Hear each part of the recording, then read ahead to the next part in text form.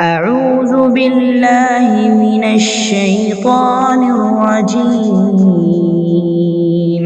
بسم الله الرحمن الرحيم إن الحمد لله نحمده ونستعينه ونستغفره ونعوذ بالله من شرور أنفسنا ومن سيئات أعمالنا من يهده الله فلا مضل له ومن يضلل فلا هادي له وأشهد أن لا إله إلا الله وحده لا شريك له وأشهد أن محمدا عبده ورسوله وبعد فقال الله تبارك وتعالى كتاب أنزلناه إليك مبارك ليدبروا آياته وليتذكر أولو الألباب. تمام قسم کی تعریفیں و بڑائی و بزرگی اللہ رب العالمین کے لیے ہے، جو ہمارا حقیقی مالک ہے، حقیقی خالق ہے، حقیقی مدبر ہے۔ لاکھوں کروڑوں درود و سلام ہو محمد الرسول اللہ صلی اللہ علیہ وسلم پر، جنہیں اللہ تعالیٰ نے سارے کائنات کے لیے رحمت بنا کر مبعوث کیا۔ میں اللہ رب العزت کی بارگاہ میں دعا کرتا ہوں کہ اللہ سبحانہ وتعالی جس طرح ہمیں اس مبارک مجلس میں جمع کیا ہے، اسی طرح ہمیں جنت الفردوس میں جمع کریں، آمین یا رب العالمین۔ اور میں اللہ رب العزت کی بارگاہ میں دعا کرتا ہوں کہ اللہ سبحانہ وتعالی ہماری رمضان کی محنتوں کو قبول فرمائے، ہمارے روزے، ہماری تلاوتیں، ہمارے ذکر و اذکار کو قبول فرمائے، اور ان کے بدلے ہماری گردنوں کو جہنم سے رہا کریں، آمین یا رب العالمین۔ میں نے حمد و ثنا کے بعد قرآن کریم کی ایک بہت ہی اہم آیت کی تلاوت کی۔ اللہ نے ارشاد فرمایا، کتاب انزلناہ الیک مبارک لیدبروا آیاتہ ولیتذکر اولو الالباب۔ اس چھوٹی سی آیت کے اندر اللہ سبحانہ وتعالی نے چند کلمات میں قرآن کے نازل کرنے کا مقصد بیان کیا۔ اللہ نے کہا کتاب، یہ کتاب جو قرآن ہے، انزلناہ الیک، ہم نے تمہارے طرف اسے نازل کیا، مبارک، یہ جو کتاب جو آپ کے طرف ہم نے نازل کیا ہے، یہ کتاب بڑی مبارک کتاب ہے۔ مبارک کا معنی یہ ہے کہ اس کتاب کے اندر برکت ہے۔ برکت کا معنی اللہ کی رحمت میں رہنا، اللہ کی نگرانی میں رہنا، اللہ کی حفاظت میں رہنا، اسی کو برکت کہتے ہیں۔ تو اللہ سبحانہ وتعالی نے اس کتاب کو مبارک بنایا، برکت والی بنایا، اس اعتبار سے کہ اسے پڑھنے والے، اس پر عمل کرنے والے ہمیشہ اللہ کی برکت کے دائرے میں رہیں گے، اللہ کی رحمت اور اللہ کی نگرانی میں رہیں گے۔ یہ معنی ہے برکت کا، مبارک۔ اور اس کے بعد اللہ نے کہا اس کتاب کو ہم نے مبارک بنایا، اس میں برکت ڈالی، اس میں خیرات رکھے، لیدبروا آیاتہ، تاکہ پڑھنے والے اس کتاب کی آیات پر تدبر کریں، لیدبروا آیاتہ ولیتذکر اولو الالباب، اور اس پر تدبر کرنے کے بعد اس کتاب کی آیتوں کو لے کر عقل مند یاد دہانی حاصل کریں۔ تو بہت ساری باتیں چھوٹے سے جملے میں اللہ نے رکھ دی۔ پہلے کہا یہ کتاب ہے، بعد میں کہا ہم نے تمہارے طرف نازل کیا ہے، بعد میں کہا مبارک ہے، بعد میں کہا ہم نے اسے نازل کرا آپ کی طرف تاکہ آپ ان آیات پر غور کریں، تدبر کا لفظ استعمال ہوا، اور بعد میں عقل مند اس سے نصیحت حاصل کریں۔ 5 باتیں اللہ نے اس آیت کے اندر رکھ دی، اور یہی قرآن کے نازل کا مقصد ہے۔ قرآن کے نازل کرنے کا مقصد کیا ہے؟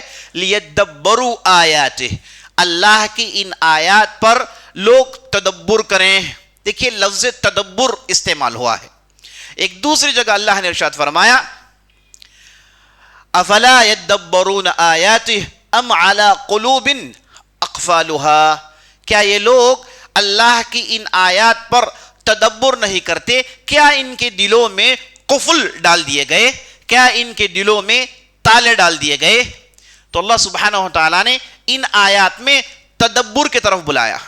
ایک دوسری جگہ ہم دیکھتے ہیں، ان فی خلق السماوات والارض واختلاف اللیل والنہار لآیات لأولی الالباب الذین یذکرون اللہ قیاما وقعودا وعلی जुनूबिहिम व यतफक्करून फी खल्क़िस समावाति वल अर्द रब्बना मा खलक़्त हाज़ा बातिला।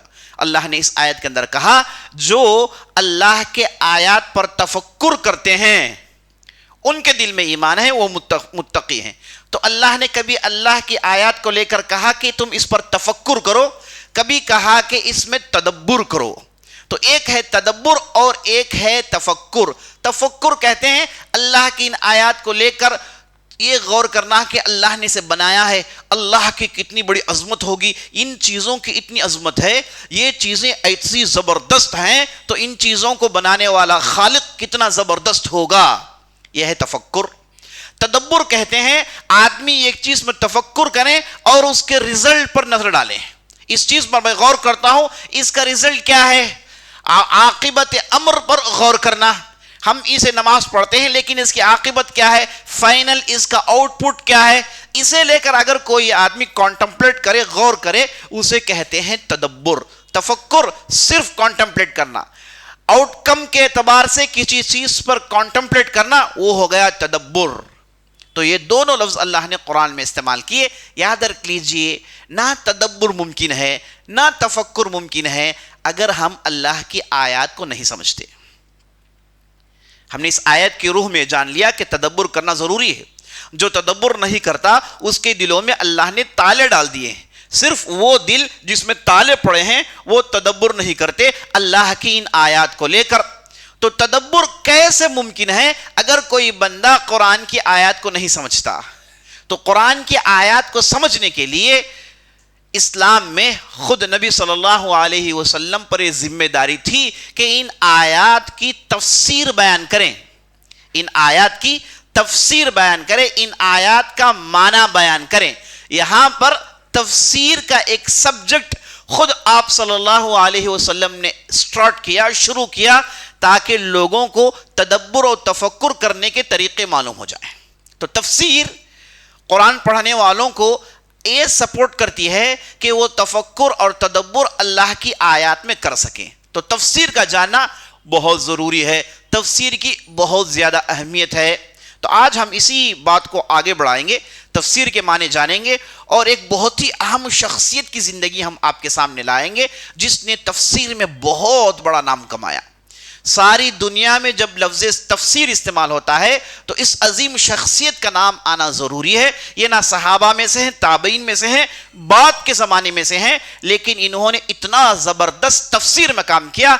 आज सारी दुनिया जब भी कुरान की आयत को समझने की बात करती है, ये आयत समझने की कोशिश करती है, वो उन्हें तमाम को इस तफसीर की तरफ रुजू करना पड़ेगा। उस शख्सियत की भी ज़िंदगी में आपके सामने लाने की कोशिश करूँगा। तो सबसे पहले चलिए तफसीर का माना क्या है जान लेते हैं। हम रमज़ान की मुबारक रातों में कुरान के मौज़ूआत पर गुफ्तगू करते आ रहे हैं। हमने बहुत सारी बातें जानी, शख्सियात, वाक़यात, इल्म और हिकमत की बातें बहुत सारी हम सुनते हुए आगे बढ़ रहे हैं। आज हम तफसीर क्या है ये चीज़ आपके सामने लाने की कोशिश करेंगे। तफसीर का माना ये है, असल में फसरा यफसुरु का ये जो रूट वर्ड है, इसका माना ये है कि रोशनी में आना, कोई चीज़ छुपी हुई है उसे आप रोशनी में लाएं, ये माना आता है फसरा का। तफसीर का माना अहले इल्म ने कहा अल्लाह की आयत के माने बयान करना, अल्लाह की आयत, कुरान की आयत को के माने बयान करना। एक सलफ़ुस सालिहीन के बहुत बड़े इमाम हैं, उनका नाम है इयास बिन मुआविया, बहुत बड़े काजी रहे, बहुत बड़े आलिम। तो उन्होंने तफसीर को एक मिसाल के साथ समझाया, मैं आपके सामने रखने वाला हूँ। कहते हैं कि अगर किसी आदमी के पास अचानक रात में बादशाह की तरफ से एक ख़त आया, तो आदमी ख़त पढ़ने के लिए उस ख़त को खोलता है, लेकिन वो पढ़ नहीं पाता। उसकी वजह क्या है? अंधेरा है। उस ज़माने में बग़ैर रोशनी के रात में पढ़ नहीं सकते। तो वो अब अंधेरा है, हाथ में ख़त है, पढ़ नहीं सकता। वो घर में टटोल रहा है, ढूंढ रहा है कि कहीं उसे चिराग मिल जाए, लेकिन चिराग नहीं मिला। तो होगा क्या? वो ख़त को नहीं पढ़ सकता। हो सकता है बादशाह की तरफ से अचानक आने का हुक्म हुआ हो, या फिर बादशाह की तरफ से रियाया के मुतालिक कोई अहम हुक्म सादिर हुआ हो, कोई भी एक अहम चीज़ हो सकती है। तो अगर इसके पास चिराग ना हो तो ये रात भर बिदकता रहेगा, लेकिन इसके बिदकने से इसे कुछ फ़ायदा नहीं होगा। अगर उसके पास चिराग हो तो मामला आसान है कि चिराग को जलाएं اور اسے لائیں، خط کے بغل میں رکھیں اور خط کو پڑھیں، خط میں جو کہا گیا ہے جان لیں۔ تو یاس بن معاویہ کہتے ہیں یہ چراغ ہی ہے تفسیر، یہ چراغ ہی ہے تفسیر۔ جب آپ اس چراغ تفسیر کو لاتے ہیں، قرآن کی آیتیں ہمیں سمجھ میں آتی ہیں۔ تو نبی صلی اللہ علیہ وسلم نے اپنے زمانے سے قرآن کی آیات کی تفسیر کرنے کی ذمہ داری خود اپنے اوپر لے لی، اور اللہ نے نبی صلی اللہ علیہ وسلم سے کہا کہ لِتُبَيِّنَهُ لِلنَّاسِ، ہم نے اس کتاب کو آپ کی طرف نازل کیا، آپ کی ذمہ داری ہے، آپ کا کام ہے کہ ان آیات کو، اس کتاب کی آیات کو لوگوں کو سمجھائیں۔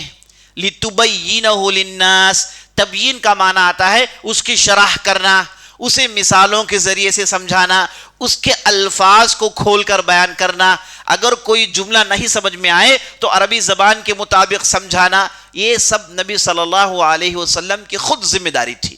تو اس لیے آپ صلی اللہ علیہ وسلم نے قرآن کی تفسیر اپنے احادیث میں ڈھیر ساری بیان کی۔ جتنی بھی احادیث کی کتابیں ہیں ان میں آپ ایک چیپٹر ضرور یہ دیکھیں گے کہ چیپٹر آف تفسیر، کتاب التفسیر، اس میں محدثین وہ احادیث لاتے ہیں جن میں تفسیر کا ذکر ہے۔ تو تفسیر کا معنی میں نے آپ کو بتایا، اللہ کی آیات کے معنی بیان کرنا، یہی ہے تفسیر۔ مختصر اس کی یہی تعریف ہے، قرآن کی آیات کے معنی بیان کرنا، یہی ہے تفسیر مختصراً۔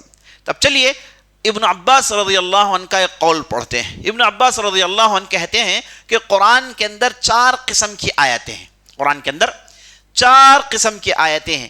ایک آیت کا مجموعہ ایسا ہے جسے صرف عرب سمجھ سکتے ہیں، جسے صرف عرب سمجھ سکتے ہیں، چونکہ یہ قرآن ان کی زبان میں نازل ہوا، اور قرآن نازل ہوا عرب پر، اور قرآن نازل ہوا عربک کلچر پر، قرآن نازل ہوا عرب زمین پر، قرآن نازل ہوا عرب کے شعراء کے زبان کے مطابق۔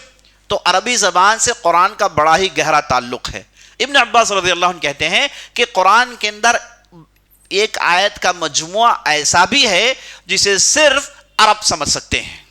اس کے بعد انہوں نے کہا کہ اس کے دوسرے مجموعے کو صرف علماء ہی سمجھ سکتے ہیں۔ قرآن میں بعض آیتیں ہیں اگر آپ عربی جانتے ہوں تو سمجھ لے سکتے ہیں، اگر کوئی نارمل عربی ہے وہ سمجھ سکتا ہے، لیکن ایک مجموعہ قرآن کے اندر ان آیات کا ہے جنہیں صرف علماء سمجھ سکتے ہیں، جیسے میراث کی آیت، جیسے طلاق کے مسائل کی آیت، نکاح کے مسائل کی آیت، وضو کی آیات۔ ان آیات کو سمجھنے کے لیے علم ضرورت پڑتا ہے، فقہ کا علم، حدیث کا علم، تب جا کے یہ آیات سمجھ میں آ سکتی ہیں۔ یہ ہو گیا دوسرا مجموعہ۔ کہتے ہیں قرآن کے اندر تیسرا مجموعہ ہے جن کے بارے میں جاننا ہر آدمی پر واجب ہے، جن کے بارے میں جاننا ہر آدمی پر واجب ہے، جیسے نماز پڑھنا۔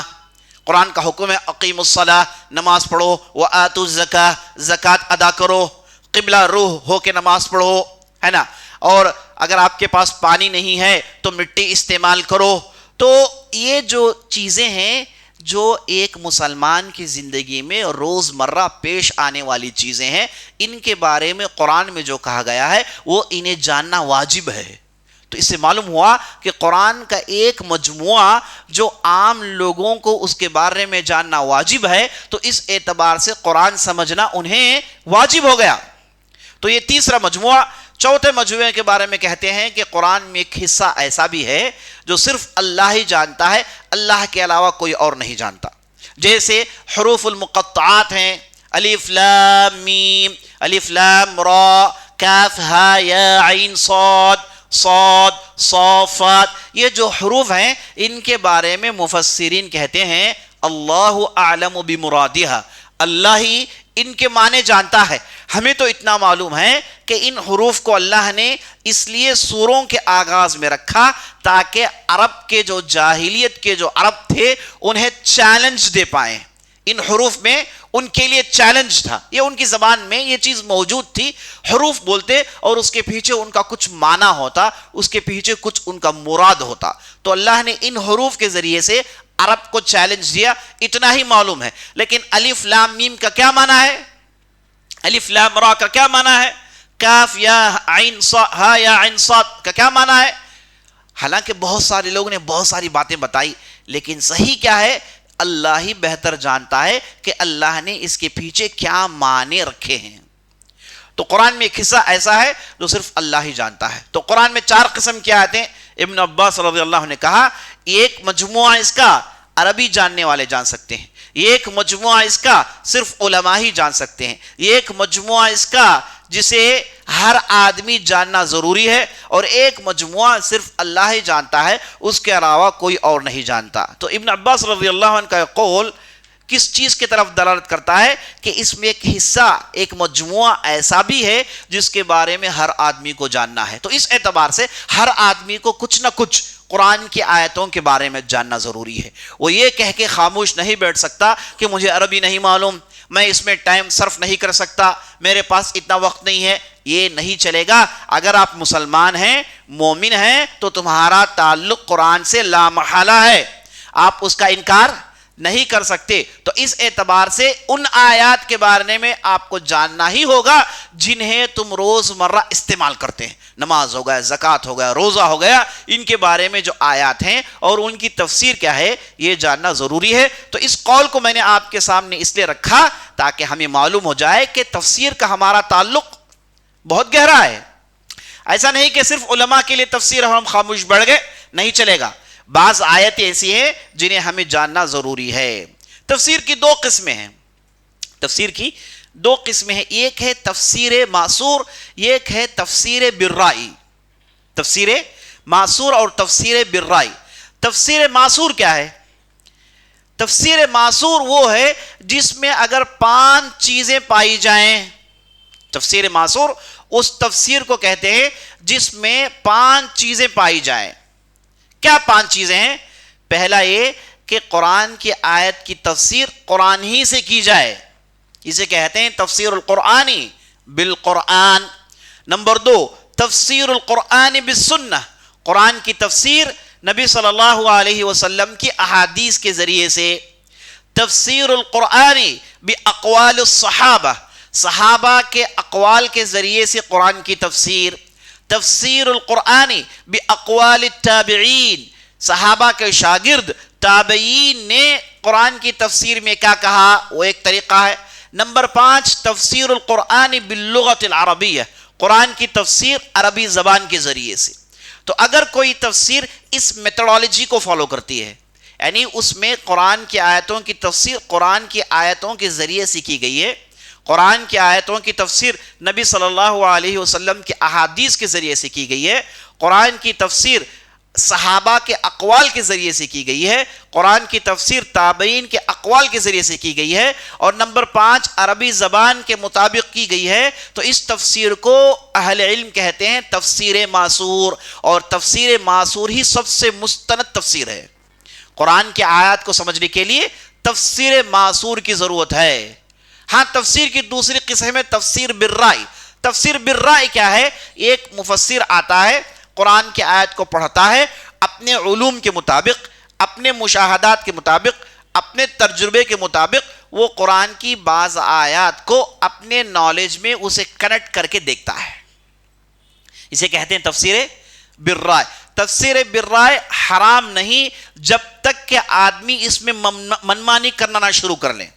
تفسیر کے نام پر نہ وہ عربی زبان جانتا ہے، نہ اسے احادیث سے واقفیت ہے، نہ اسے فقہ علم سے واقفیت ہے، قرآن کی آیت کو لیتا ہے اور اپنے معنی اتارتے جاتا ہے، اپنے معنی اتارتے جاتا ہے۔ ایسی تفسیر کرنا حرام ہے۔ ایسی تفسیر کرنے والوں کے بارے میں خود نبی صلی اللہ علیہ وسلم نے کہا کہ اگر کسی نے اللہ کے کلام میں اپنی رائے ڈالنے کی کوشش کی، یہ آدمی تو جہنم میں رہے گا۔ فَلْيَتَبَوَّأْ مَقْعَدَهُ مِنَ النَّارِ، یہ آدمی اپنا ٹھکانہ جہنم میں تلاش کر لے۔ تو تفسیر بالرائے، ایک مفسر اپنے تجربے کے مطابق قرآن کی آیتوں کے معنی بیان کرتا ہے اور وہ کتاب و سنت کے خلاف نہ ہو تو ایک حد تک مقبول ہے، لیکن جب کتاب و سنت کی مخالفت ہو جائے وہ تفسیر تو حرام ہو جاتی ہے۔ تو چلیے پہلی قسم جو تفسیر بالمعصور ہے، اسے ہم چند مثالوں کے ذریعے سے سمجھتے ہیں، کیونکہ ہم جس شخصیت کے بارے میں گفتگو کرنے والے ہیں وہ اصل میں اس میدان کے ماہر ہیں. اگر آپ کو یہ انٹروڈکشن نہیں سمجھ میں آیا تو اس شخصیت کی اہمیت آپ کے ذہن میں نہیں بیٹھ سکتی. تو اس لیے میں یہ چند علمی باتیں اسے عام فہم بنانے کی کوشش میں لگا ہوں. تو چلیے تفسیر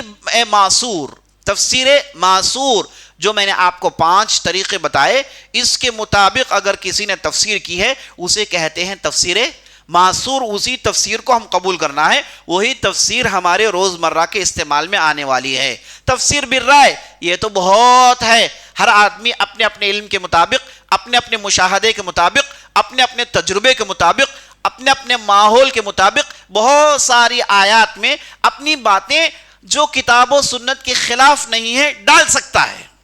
اسی لیے بعض تفسیروں کو آپ دیکھتے ہیں 50 والیومز میں، 40 والیومز میں، 15 والیومز میں. اس میں کوئی ڈاکٹر آتا ہے اپنی پوری ڈاکٹری قرآن کی آیتوں میں دکھاتا ہے، کوئی انجینئر آتا ہے قرآن کی آیتوں سے انجینئر کے نقاط نکالنے کی کوشش کرتا ہے.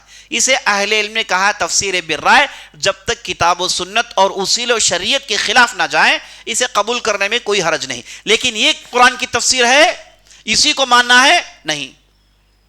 تو پھر کون سی تفسیر ماننا ہے؟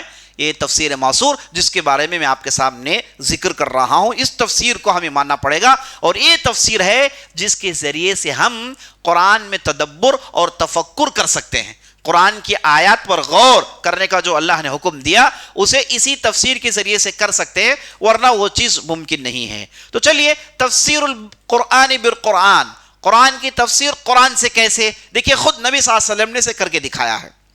اللہ نے قرآن میں ایک آیت نازل کی، سورہ انعام کی آیت، جس میں اللہ نے کہا الذین آمنوا ولم یلبسوا ایمانہم بظلم اولئک لہم الامن واولئک هم المہتدون. جو لوگ ایمان لائے اپنے ایمان کو ظلم سے انہوں نے نہیں مکس کیا، ایسے ہی لوگ جو ہدایت میں ہیں اور ایسے ہی لوگ جیتنے والے ہیں. اب صحابہ جو قرآن کی آیتوں کی گہری باتوں کو سمجھتے تھے، انہیں اس بات میں اشکال پیدا ہوا، آ کر نبی صلی اللہ علیہ وسلم سے کہنے لگے یا رسول اللہ اس آیت نے تو ہمیں جھنجھوڑ دیا ہے. اس آیت میں اللہ نے کہا کہ جو لوگ ایمان لائے اور اپنے نفس پر ظلم نہیں کیا. یاد رکھ لیجئے لفظ ظلم کا معنی جیسے ہم اردو میں جانتے ہیں کسی پر ظلم کرنا ہے کہ نہیں، ایک ہے اپنے آپ پر ظلم کرنا. یہ آپ بات قرآن میں بہت سنیں گے. یہ جو فریز ہے الذین یظلمون انفسہم ظلموا انفسہم، اپنے نفس پر ظلم کرتے ہیں، اپنے نفس پر ظلم کرتے ہیں. قرآن میں کتنی جگہ ہے یہ جو فریز ہے قرآن میں کئی جگہ استعمال ہوا ہے. تو نفس پر ظلم کرنا اس کے معنی بالکل الگ ہیں عام ظلم کرنے کے. ہم ظلم کیا کہتے ہیں؟ کسی نے کچھ لے لیا اور واپس نہیں کیا، اپنے زور کو دکھایا تو ہم کہتے ہیں یہ آدمی ظالم. اصل معنی ظلم کا کیا ہے کہ جو آدمی کا جو حق ہے اسے وہ حق نہ ادا کرنا ظلم ہے. کسی بھی چیز کو اس کا جو حق ہے اگر کسی نے اسے ادا نہیں کیا تو اس چیز کے ساتھ ظلم ہو گیا. مثال کے طور پر قلم ہے، اگر کسی نے قلم کو لکھنے کے بجائے کسی دوسری چیز کے لیے استعمال کیا تو ہم کہیں گے کہ یہ صاحب نے قلم پر ظلم کیا ہے. تو جو چیز جس چیز کے لیے اللہ نے بنائی اس چیز کو وہ حق دینا ہی کیا ہے؟ انصاف ہے. اب اس چیز کو کوئی حق نہیں دیتا تو وہاں پر ظلم پیدا ہو جاتا ہے. یہ معنی ہم اپنی زبان میں بھی بولتے ہیں، ہے کہ نہیں؟ لیکن ظلم ہے ایک نفس پر ظلم کرنا، اس کا معنی ہے گناہ کرنا. نفس پر ظلم کرنا کا معنی کیا ہے؟ گناہ کرنا. الذین یظلمون انفسہم، یہ وہ لوگ ہیں جو گناہ کرتے ہیں، یہ وہ لوگ ہیں جو گناہ کرتے ہیں. تو نفس پر اپنے اوپر ظلم کرنے سے مراد گناہ کرنا، اللہ کی نافرمانی کرنا، معصیت کرنا، یہی اس کا معنی ہے. تو چلیے اس آیت کو پڑھتے ہیں. الذین آمنوا ولم یلبسوا ایمانہم بظلم. اللہ نے کہا جو لوگ ایمان لائے اور اپنے نفس پر ظلم نہیں کیا انہی لوگوں کے لیے ہدایت ہے اور وہی لوگ جیتنے والے ہیں. اب صحابہ کو اشکال پیدا ہوا یا رسول اللہ جو ایمان لائے تو ایمان لا لیے، لیکن ہم تو انسان ٹھہرے، ہم سے غلطیاں ہو جاتی ہیں، ہوتی کہ نہیں ہوتی ہیں؟ صحابہ کی جماعت سے غلطیاں ہوتی ہیں، گناہ سرزد ہوتے ہیں. کتنے ایسے صحابہ کو ہم دیکھتے ہیں آپ صلی اللہ علیہ وسلم کی مجلس میں آ کر اقرار کرتے ہیں یا رسول اللہ مجھ سے غلطی ہو گئی، یا رسول اللہ یہ چیز مجھ سے سرزد ہو گئی، یا رسول اللہ کیا اس کے لیے معافی ہے؟ ایک مرتبہ آپ صلی اللہ علیہ وسلم فجر کی نماز پڑھ کے سلام پھیرتے ہیں، اتنے میں ایک صحابی آ کر کہتے ہیں یا رسول اللہ مجھ سے بہت بڑی غلطی ہو گئی، بہت بڑی غلطی ہو گئی۔ وہ یہ چاہتے تھے کہ نبی صلی اللہ علیہ وسلم ان سے پوچھے کیا غلطی تم نے کی، یہ چاہتے تھے کہ آپ صلی اللہ علیہ وسلم اس غلطی کی ڈیٹیل میں جائیں اور آپ صلی اللہ علیہ وسلم ان کے لیے کوئی حل، کوئی سلیوشن پیش کریں۔ نبی صلی اللہ علیہ وسلم نے ان سے کچھ نہیں پوچھا، صرف کہا اصلیت معنا، کیا تم نے ہمارے ساتھ فجر کی نماز پڑھی؟ تو صحابی نے کہا ہاں یا رسول اللہ۔ تو کہا جاؤ اللہ سے معافی مانگو، اللہ معاف کرنے والا ہے۔ کہا جاؤ اللہ سے مانگو، اللہ معاف کرنے والا ہے۔ ایک صحابی ہیں غالباً ابو ہریرہ رضی اللہ عنہ کہتے ہیں کہ ایک مرتبہ ہم مجلس میں بیٹھے تھے، بعض لوگ آئے، آ کر کہنے لگے یا رسول اللہ ہم گناہ کرتے ہیں پھر معافی مانگتے ہیں، کیا اللہ معاف کرے گا؟ نبی صلی اللہ علیہ وسلم کہے ہاں۔ انہوں نے پھر کہا کہ ہم پھر گناہ کرتے ہیں پھر معافی مانگتے ہیں، کیا اللہ معاف کرے گا؟ نبی صلی اللہ علیہ وسلم نے کہا کہ ہاں۔ پھر انہوں نے کہا یا رسول اللہ پھر غلطی کرتے ہیں پھر معافی مانگتے ہیں، کیا اللہ معاف کرے گا؟ نبی صلی اللہ علیہ وسلم نے کہا ہاں۔ تو چوتھی مرتبہ انہوں نے کہا پھر ظلم کرتے ہیں پھر معافی مانگتے ہیں، کیا اللہ معاف کرے گا؟ نبی صلی اللہ علیہ وسلم نے ہاں کہا۔ تو ابو ہریرہ رضی اللہ عنہ کہتے ہیں اگر وہ صاحب 100 مرتبہ پوچھتے، نبی صلی اللہ علیہ وسلم کا جواب وہی تھا ہاں ہاں ہاں۔ جب تک آدمی توبہ کرتا ہے تب تک اس کے لیے معافی ہے، لیکن توبہ ان کنڈیشنز کے ساتھ کریں جس کا ذکر بارہا مجلس میں آیا ہے کہ آدمی اس پر ندامت کریں، دوبارہ نہیں کرنے کا پختہ ارادہ کریں، اس غلطی کو چھوڑ دیں، موت کے فرشتے دیکھنے سے پہلے توبہ کر لیں۔ اگر کوئی آدمی ان کنڈیشنز کے ساتھ توبہ کرتا ہے اللہ سبحانہ و تعالی لا محالہ اس کے توبہ کو قبول کرتا ہے۔ اس کے بعد اگر اس سے غلطی ہو گئی پھر اس نے توبہ کیا، اللہ پھر اس کے توبہ کو قبول کرتا ہے۔ تو اللہ سبحانہ و تعالی کو توبہ قبول کرنا پسند ہے۔ کتنی ایسی احادیث ہیں جس میں نبی صلی اللہ علیہ وسلم نے کہا اللہ سبحانہ و تعالی بندوں کی غلطیوں کو معاف کرنا پسند کرتا ہے۔ بلکہ آپ صلی اللہ علیہ وسلم نے تو ایک واقعہ ہی سنا دیا۔ آپ صلی اللہ علیہ وسلم نے کہا کہ ایک آدمی صحرا میں اپنا اونٹ لے کر جا رہا ہے، اس اونٹ میں پورا ساز و سامان، کھانے پینے کے پورے سامان رکھے ہوئے ہیں، صحرا میں جا رہا ہے، اور صحرا ہم جانتے ہیں آدمی کو تڑپا تڑپا کے مارتی ہے، اگر وہ پھنس جائے تو واپس زندہ جی نہیں سکتا ہو، کیونکہ وہ اتنی خطرناک جگہ ہے۔ تو جب یہ صاحب صحرا میں جا رہے تھے اور جب تھک گئے تو ایک درخت کے پاس اپنا سر ٹیکا اور تھوڑی دیر راحت کے لیے پڑ گئے۔ جب ان کی آنکھیں کھلی دیکھا یہ کہ ان کا پورا اونٹ ساز و سامان کے ساتھ غائب۔ صحرا میں ایسا ہونا موت کے برابر ہے۔ تو یہ صاحب اٹھے، ٹٹولے، دوڑا، دیکھا ادھر دیکھا، کہیں اونٹ موجود نہیں۔ تو یہ صاحب واپس اسی جگہ آئے اور اس امید میں اس بار لیٹ گئے کہ اب مجھے مرنا ہی مرنا ہے، اس کے علاوہ میرے پاس کوئی اور چارہ نہیں۔ تو پڑے رہے درخت کے پاس، بعد میں ان کی آنکھیں لگ گئیں، پھر ان کی آنکھیں کھلی تو دیکھا کہ اونٹ اپنے ساز و سامان کے ساتھ کامل ان کے سامنے کھڑا ہوا ہے۔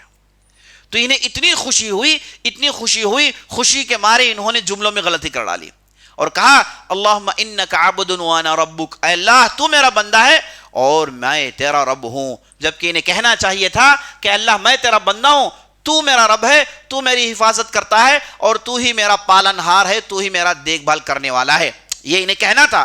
لیکن فرط محبت میں، فرط خوشی میں ان سے ایسے جملے عطا ہو گئے۔ تو نبی صلی اللہ علیہ وسلم نے اس واقعے پر ایک نوٹ چڑھایا، کہا کہ دیکھو بندہ جملوں میں غلطی کیا لیکن اللہ نے اس کے جملوں کو نہیں دیکھا، اللہ نے اس کی کیفیت کو دیکھا، اس کے اللہ پر اعتماد کو دیکھا، اور اللہ کو اس بندے کو جتنی خوشی ہوئی اس سے کئی درجے زیادہ خوشی ہوتی ہے جب ایک گناہگار بندہ اللہ کی طرف رجوع کرتا ہے۔ غلطیاں ہو گئی، لوٹتا ہے اللہ کے پاس اس امید سے کہ معافی تو اللہ ہی کر سکتا ہے۔ دیکھیے دنیا میں پیسے سب دے سکتے ہیں، دنیا میں کچھ نہ کچھ مدد لوگ کر ہی سکتے ہیں، لیکن گناہ معاف کرنا صرف اللہ ہی کر سکتا ہے۔ کسی بندے کے اندر یہ طاقت نہیں کہ وہ کسی دوسرے کے گناہوں کو معاف کرے، اللہ ہی معاف کر سکتا ہے۔ تو جب اس یقین کے ساتھ کوئی اللہ کے بارگاہ میں بیٹھتا ہے، اللہ سبحانہ و تعالیٰ اس بندے کی گناہوں کو لا محالہ معاف کرتا ہے۔ تو صحابہ آئے، آ کر کہنے لگے یا رسول اللہ ہم میں سے کون ایسا ہے جو گناہ نہیں کرتا ہو؟ کچھ نہ کچھ گناہ تو ہم سے ہوتے ہیں، اور اللہ نے یہاں کہہ دیا جو ایمان لائے گناہ نہیں کیے ان کے لیے امن ہے، تو ہم گناہ کرتے ہیں یا رسول اللہ، کیا ہمارے لیے جنت نہیں ہے؟ تو نبی صلی اللہ علیہ وسلم نے دیکھیے کیسی قرآن کی تفسیر قرآن کی آیت سے کی۔ نبی صلی اللہ علیہ وسلم نے کہا کہ وہ معنی نہیں ہو جو تم کہہ رہے ہو، وہ معنی نہیں ہے جو تم سمجھ رہے ہو. کیا تم نے اللہ کے بندے لقمان کی بات نہیں سنی؟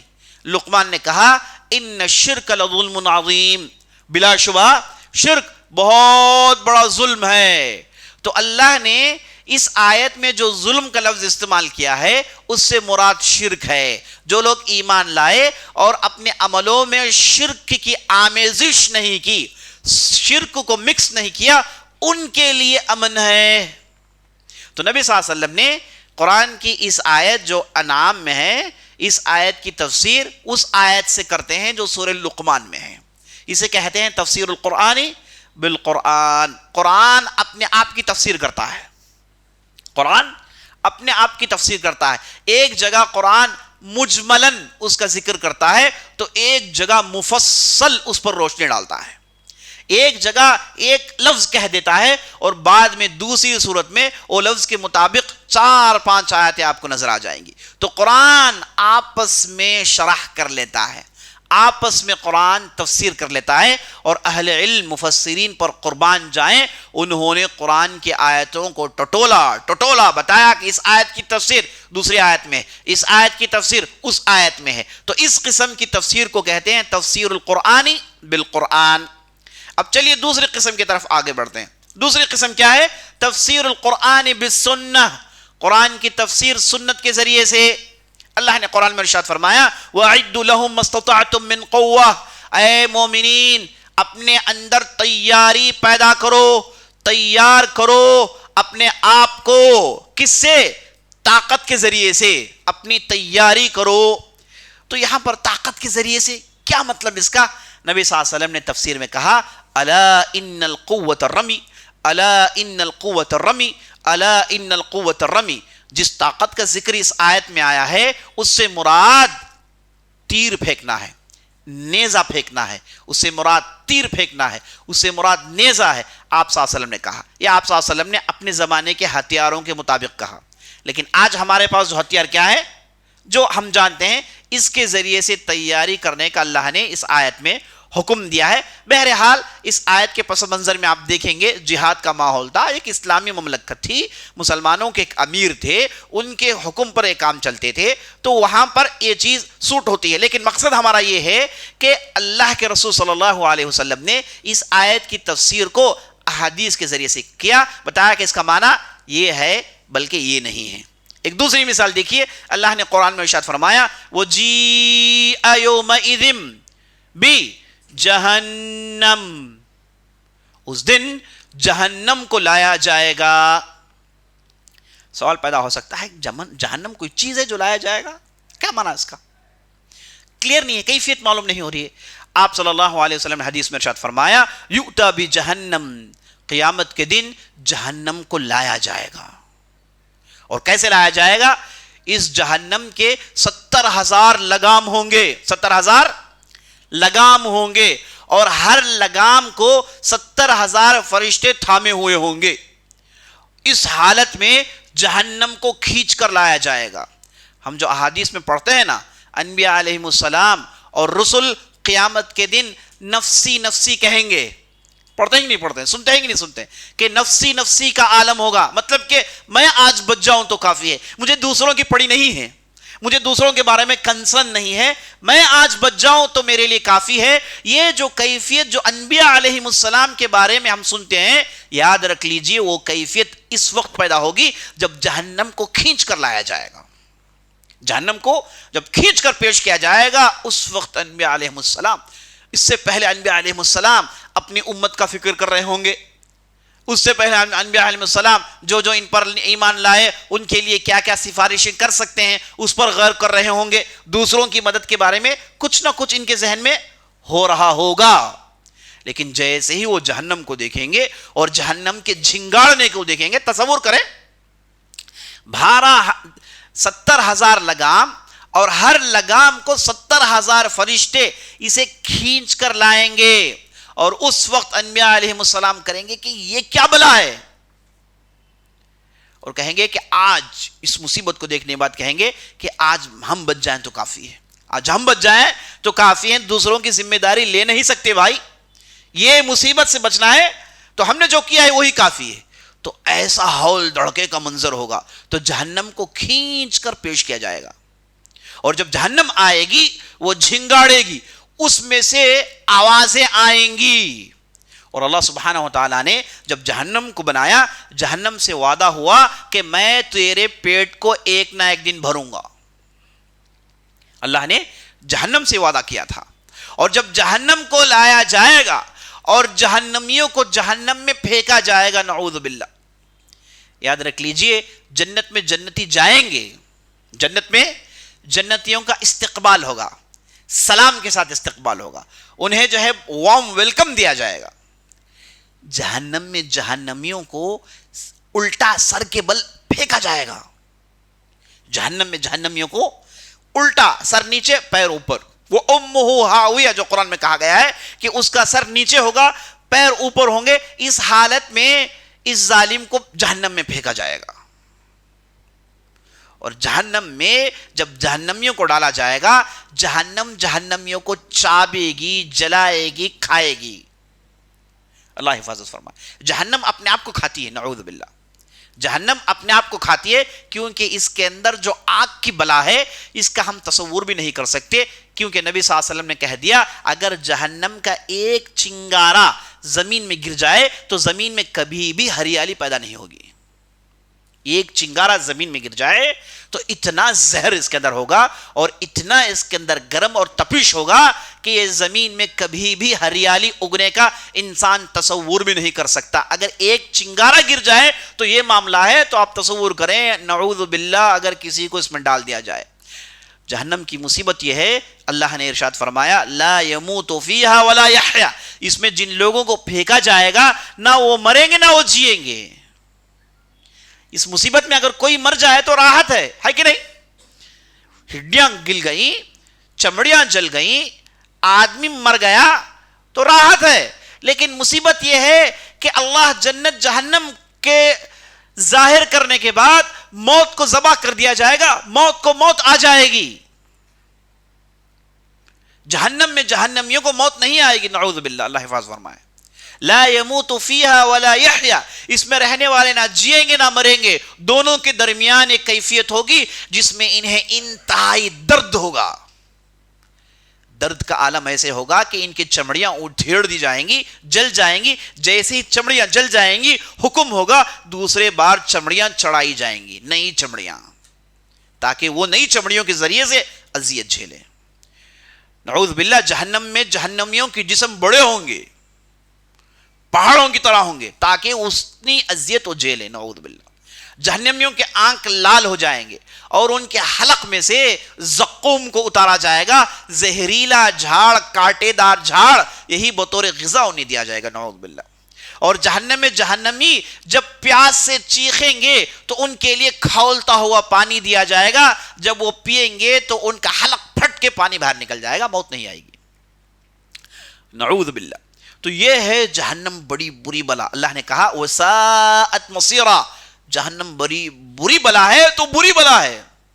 اللہ نے جب کہا تو کہہ دیا بڑی بری بلا ہے. نبی صلی اللہ علیہ وسلم نے احادیث میں اس کی نحوست بیان کی ہے.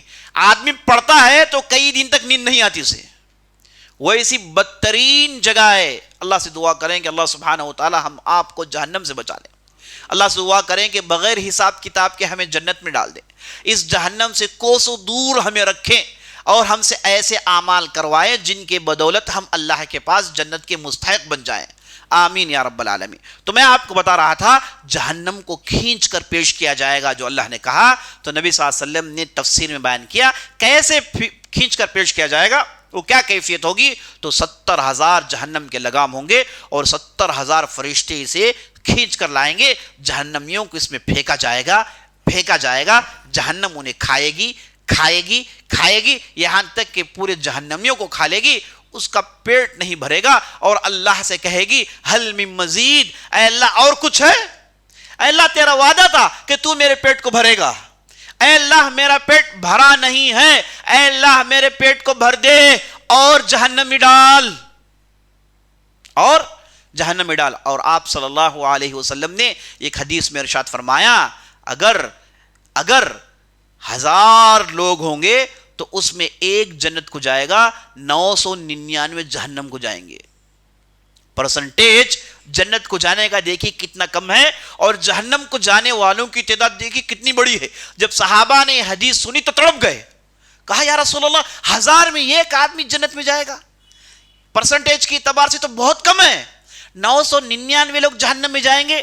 تو نبی صلی اللہ علیہ وسلم نے کہا کہ دھیرج رکھو، ان میں بہت بڑی تعداد یاجوج ماجوج کی ہوگی، ان میں بہت بڑی تعداد یاجوج ماجوج کی ہوگی، لیکن اس کے باوجود بہت بڑی تعداد جہنم میں جانے والی ہے۔ اللہ نے قرآن میں ارشاد فرمایا وَلَقَدْ ذَرَأْنَا لِجَهَنَّمَ كَثِيرًا مِنَ الْإِنسِ وَالْجِنِّ، ہم نے جہنم ہی کے لیے کئی جنوں کو، کئی انسانوں کو بنایا ہے، نعوذ باللہ۔ تو اللہ حفاظت فرمائے۔ تو اس حدیث کے اندر اس کے بعد اللہ سبحانہ و تعالی جہنم کے پیٹ کو بھرنے کے لیے اپنا قدم مبارک رکھیں گے، اللہ اپنا قدم رکھے گا، اور جیسے ہی قدم جہنم میں رکھا جائے گا جہنم کہے گی قطن قط قطن قط، اب میں بھر گئی، اب میں بھر گئی۔ تو اللہ کا وعدہ جہنم کے ساتھ تھا، اس وعدے کو اللہ سبحانہ و تعالیٰ پورا کرے گا۔ تو ہم نے یہاں پر ایک مثال دیکھی کہ نبی صلی اللہ علیہ وسلم نے قرآن کی آیت کو اپنے حدیث سے کیسے سمجھایا۔ دوسری مثال دیکھ لیجیے، یا پھر تیسری مثال دیکھ لیجیے۔ اللہ سبحانہ و تعالیٰ قرآن میں ارشاد فرمایا فَسَبِّحْ بِحَمْدِ رَبِّكَ وَاسْتَغْفِرْ، اللہ کی تسبیح بیان کرو اللہ کے حمد کے ساتھ، اور استغفار مانگو، اللہ کی تسبیح بیان کرو اللہ کی تعریف کے ساتھ۔ تو عائشہ رضی اللہ عنہ کہتی ہیں جیسے ہی یہ آیت نازل ہو گئی نبی صلی اللہ علیہ وسلم نے رکوع میں، سجدے میں سبحانک اللہم ربنا وبحمدک اللہم اغفر لی، سبحانک اللہم ربنا وبحمدک اللہم اغفر لی، اس دعا کو پڑھنا شروع کیا۔ اور اس کے بعد ماں عائشہ کہتی ہیں یہ تأول القرآن، آپ صلی اللہ علیہ وسلم قرآن کی آیت کی تطبیق عمل میں دے رہے ہیں، قرآن کی آیت کو عملی جامہ پہنا رہے ہیں، اس پر عمل کر کے دکھا رہے ہیں۔ تو معلوم ہوا قرآن کی آیت کو آپ صلی اللہ علیہ وسلم نے حدیث کے ذریعے سے، اپنے عمل کے ذریعے سے سمجھایا۔ اور تفسیر کی تیسری قسم باقوال الصحابہ، صحابہ رضوان اللہ علیہم اجمعین نے قرآن کی آیتوں کو کیسے سمجھایا۔ دیکھیے ایک صاحب آئے عبداللہ ابن عباس کے پاس، آ کر انہوں نے کہا کہ مجھے تو قرآن میں کانٹرڈکشن دکھ رہا ہے۔ اللہ نے قرآن کے بارے میں کیا کہا؟ وَلَوْ كَانَ مِنْ عِنْدِ غَيْرِ اللَّهِ لَوَجَدُوا فِيهِ اخْتِلَافًا كَثِيرًا۔ یہ قرآن کی سچائی ہونے کی سب سے بڑی دلیل یہ ہے کہ اس میں تضاد نہیں، اس میں کانٹرڈکشن نہیں ہے۔ اگر یہ اللہ کے علاوہ کسی دوسرے کے ذریعے سے آئی ہوتی تو اس میں آپ کانٹرڈکشن دیکھتے۔ 6600 آیتیں ہیں، کہیں پر بھی کانٹرڈکشن نہیں ہے۔ ہاں بعض کم علموں کے لیے، بعض کم فہموں کے لیے بعض آیتوں میں تضاد کانٹرڈکشن نظر آئے گا، لیکن علم آنے کے بعد وہ چیز چلے جاتی ہے۔ ویسے ہی یہاں عبداللہ بن عباس کے ساتھ ہوا۔ ایک صاحب آئے، آ کر کہنے لگے اللہ نے قرآن میں ایک جگہ کہا السماء بناها ورفع سمكها وسواها والارض بعد ذلك دحاها، اللہ نے ایک جگہ کہا کہ ہم نے آسمان بنایا پھر ہم نے زمین کو پھیلایا۔ اس آیت میں یہ ذکر ہے۔ ایک دوسری آیت میں اللہ نے کہا انکم اتکفرون بالذی خلق الارض فی یومین ثم استوى الى السماء، کیا تم لوگ اس ذات کے تعلق سے کفر میں پڑے ہو جس نے زمین کو 2 دن میں بنایا اور پھر وہ آسمان کی طرف رخ کرتا ہے۔ اس آیت میں کیا ہے؟ اللہ نے آسمان بنایا پھر زمین کو اللہ نے پھیلایا، سپریڈ کیا۔ اس آیت میں یہ ہے کہ اللہ نے زمین کو 2 دن میں بنایا پھر آسمان کی طرف اللہ نے رخ کیا، تو بالکل کانٹرڈکشن نظر آتا ہے۔ تو وہ صاحب آ کے کہنے لگے کہ دیکھو قرآن میں کانٹرڈکشن ہے۔ یہاں پر صحابہ کے اقوال کی دیکھیے کتنی اشد ضرورت ہے، وہ کیسے اس کی تفسیر کرتے ہیں۔ عبداللہ بن عباس نے کہا کہ اس میں کوئی کانٹرڈکشن نہیں ہے، تھوڑا غور کرو۔ اللہ نے کیا کہا؟ خلق الارض فی یومین ثم استوى الى السماء فسواهن فی یومین آخرین ثم دحا الارض ودحوها ان اخرج منها الماء والمرعى وخلق الجبال والآکان وما بینہما فی یومین آخرین۔ کہتے ہیں کہ دیکھو اللہ نے کہا، اللہ نے پہلے زمین کو 2 دن میں بنایا، پھر اللہ نے آسمان کی طرف رخ کیا اور آسمان کو پھر 2 دنوں میں بنایا، پھر اللہ نے زمین کی طرف رخ کیا، زمین کو پھیلایا، زمین کو پھیلانا سے مراد کیا ہے؟ اس میں اللہ نے پانی نکالا، اس میں پہاڑ نکالے، اس میں لہلہاتی کھیتیں نکالی، اس میں وادیوں کو نکالا. اسے اللہ نے 2 دن میں کیا. تو پہلے زمین کو اللہ نے بنایا، پھر آسمان کو بنایا، پھر زمین کو اللہ نے پھیلایا. تو پہلی خلقت زمین کی ہوئی، بعد میں آسمان کی خلقت ہوئی، بعد میں زمین کو پھیلایا گیا، جینے کے لیے مناسب بنایا گیا. اس میں ندیوں کو دوڑایا گیا، پہاڑوں کو نکالا گیا، جنگلات کو نکالا گیا. انسان کے لیے بعد میں اسے بنایا گیا. اسی کو اللہ نے دحاہا کہا. دحاہا سے مراد یہی زمین کو جینے کے قابل بنانا. تو عبداللہ بن عباس نے ان 2 آیتوں کی اپنے انداز میں ایسی تفسیر کی جس سے ہم جو ہے ان آیتوں کے اندر جو کانٹرڈکشن ہے اسے ہم دور کر سکتے ہیں. اور نمبر 5، قرآن کی تفسیر تابعین کے اقوال کے ذریعے سے. دیکھیے جو اشکالات نبی صلی اللہ علیہ وسلم کے زمانے میں صحابہ کے ذہن میں تھے، نبی صلی اللہ علیہ وسلم نے تفسیر کر کے اسے دور کر دی. بعد میں دوسرا زمانہ آیا. کس کا زمانہ آیا؟ تابعین کا زمانہ آیا. اور تابعین نبی صلی اللہ علیہ وسلم کو انہوں نے دیکھا نہیں، اور ان کا زمانہ ایسا زمانہ کہ وہ نبی صلی اللہ علیہ وسلم کے زمانے سے دور ہیں، اور وہ ایسا زمانہ غیر عرب اسلامی ماحول میں بڑے زیادہ تعداد میں پھیل گئے ہیں. تو اصل میں جو عربی سلیقت تھی وہ ختم ہو گئی، اصل جو عربیت تھی وہ تقریباً ختم ہو گئی تھی. تو یہ جو تابعین کا زمانہ آیا تو انہیں بہت ساری چیزیں صحابہ کو جو ایسے ہی سمجھ میں آتی تھی انہیں سمجھ میں نہیں آتی تھی. تو ان کے لیے مزید صحابہ نے نئی تفسیر کر کے، مطلب نئے چیزوں کو جو نبی صلی اللہ علیہ وسلم سے انہوں نے سنا نہیں، جو اپنی زبان میں وہ جانتے تھے، انہوں نے تابعین کو سکھایا. اور تابعین نے بعد میں کیا کیا؟ بعد کے دور والے جب آئے وہ ابھی عربی زبان سے بہت دور ہو گئے اور قرآن کی زبان سے تو بہت ہی دور تھے، تو انہیں تو سپون فیڈ کرنا پڑا. تابعین نے تابعین کو سپون فیڈ کیا. صحابہ نے تابعین کو جو نئے چیزیں وہ نہیں سمجھ رہے تھے اسے انہوں نے سمجھایا. تو اسے ہمیں اچھی طریقے سے سمجھ لینا چاہیے. تو تابعین کے اقوال سے بھی قرآن کی تفسیر ہونی چاہیے. تو تابعین میں سے ایک مشہور جو ہے تفسیر میں آپ کے سامنے رکھ دیتا ہوں. ثم السبیل یسرہ، قرآن کے اندر ایک آیت ہے ثم السبیل یسرہ، پھر ہم نے راستے کو آسان کیا. معنی کیا ہے اس کا؟ پھر ہم نے راستے کو آسان کیا. کون سا راستہ؟ ہم نے دیکھا کیا نبی صلی اللہ علیہ وسلم نے اس کے بارے میں کچھ کہا ہے؟ نہیں، نبی صلی اللہ علیہ وسلم نے کچھ نہیں کہا کیونکہ صحابہ سمجھتے تھے. پھر ہم نے دیکھا کیا صحابہ نے اس کے تعلق سے کچھ کہا؟ نہیں، صحابہ نے تو اسے سمجھ لیا تھا. بات تابعین میں ہم دیکھتے ہیں تابعین کو یہ چیز سمجھ میں نہیں آئی تو ان میں سے انہوں نے اس کی تفسیر کی. کہا قتادہ نے کہا یسر خروجہ من بطن امہ، راستہ آسان کرنے سے مراد انسان کا اپنی ماں کے پیٹ سے باہر نکلنے کی آسانی، یہ اس سے مراد ہے. اور مجاہد رضی اللہ عنہ نے کہا کہ نہیں، خیر اور شر کے راستے اللہ نے انسان کو آسان کر دیے، اس کی طرف اس آیت کی طرف اشارہ ہے. تو تابعین کے زمانے میں ہم آتے ہیں تو ایک آیت کی کئی تفسیریں نکل آئی کیونکہ یہ وہ زبان نہیں سمجھتے تھے جو صحابہ سمجھتے تھے. تو جیسے ہی انسان قرآن کے زمانے سے دور ہوتا گیا اس کی سمجھ کم ہوتی گئی، اس کی سمجھ قرآن کے الفاظ، قرآن کی عربی سے کم ہوتی گئی. تو آج اگر کوئی آدمی پڑھنا چاہے، قرآن کی عربی سیکھنا چاہے، اسے سمجھنا چاہے تو اسے سب سے پہلے عربی زبان وہ اس زمانے میں جو بولی جاتی تھی اسے سیکھنا پڑے گا. جاہلیت کی عربی میں اسے مہارت ہونی پڑے گی، تب جا کے وہ اس زمانے کی عربی سمجھ سکتا ہے.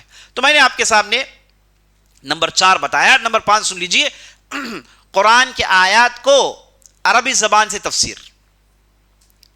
ایک مرتبہ ابن عباس رضی اللہ عنہ ایک جگہ بیٹھے تھے، بلکہ جا رہے تھے، تو انہوں نے دیکھا کہ 2 عربی لڑ رہے ہیں ایک کنویں کے تعلق سے. ایک کہہ رہا ہے کہ انا فطرتھا، دوسرے نے کہا کہ لا انا فطرتھا. ایک نے کہا کہ میں نے اسے پہلی مرتبہ کھودا ہے تو میرا اس پر زیادہ حق ہے، تو دوسرے بدوی نے کہا کہ نہیں، میں نے اسے پہلی مرتبہ کھودا ہے تو میرا حق اس پر زیادہ ہے. تو عبداللہ بن عباس کہتے ہیں ان دونوں کی لڑائی تھی تو تھی، اس میں جو مسئلہ ہو رہا تھا تو ہو رہا تھا، لیکن مجھے یہاں پر قرآن کا ایک لفظ سمجھ میں آ گیا. کہا کہ مجھے قرآن کا ایک لفظ سمجھ میں آ گیا.